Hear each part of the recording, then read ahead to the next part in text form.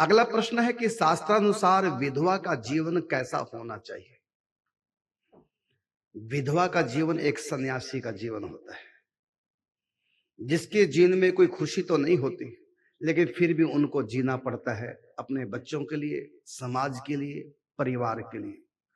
तो विधवा का जीवन कैसा होता है, आपने प्रश्न किया। विधवा का जीवन एक सन्यासी का जीवन होता है। विधवा का जो जीवन है वो अपने लिए नहीं, औरों के लिए हुआ करता है, क्योंकि वो आधी मर चुकी है, आधी जीवित है। स्त्री को अर्धांगिनी कहा है, पुरुष का आधा अंग है। स्त्री पुरुष दोनों मिलकर ही एक पूर्ण मनुष्य का जीवन जीते हैं। लेकिन जब पति का शरीर शांत हो जाए या पत्नी का शरीर शांत हो जाए, तो पत्नी का शरीर शांत होने के बाद पुरुष आधा मुर्दा हो जाता है, आधा जीवित रहता है।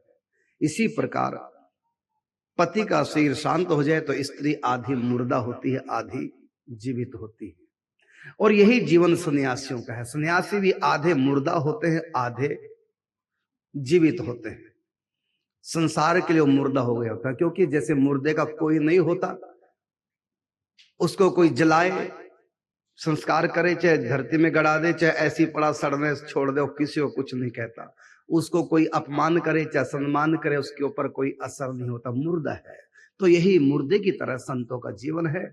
सब सहन करनी पड़ती है संतों को भी, कुछ कह नहीं सकते।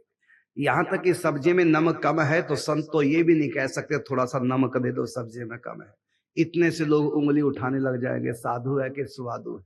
तो संत को भी अपना जीवन मुर्दे की तरह जीना पड़ता है, मन मार करके। और महिला को भी अपना मन मार करके जीवन जीना पड़ता है। तो आपने प्रश्न किया कि विधवा का जीवन कैसे होना चाहिए, तो मैं कहूंगा एक सन्यासी का जीवन होना चाहिए, तपोमय जीवन होना चाहिए। इसलिए हमारे यहाँ विधवा के बाल क्यों मुड़ाए जाते हैं? इसलिए जिससे कि उसके रूप को देख करके कोई भी मन चला उसको अपनी तरफ आकर्षित करने की कोशिश ना करे। वो भाव के हृदय है, प्रेम में कहीं बह ना जाए तो कोई प्रेम ना कर सके, तो इसलिए सिर मुंडवा देते हैं, क्योंकि स्त्री की सुंदरता उसके बालों से ही होती है। और जब स्त्री संन्यास लेती है तब भी उसका सिर मुंडवा देते हैं। क्यों मुंडवाते हैं? कि कोई उसकी तरफ आकर्षित ना हो।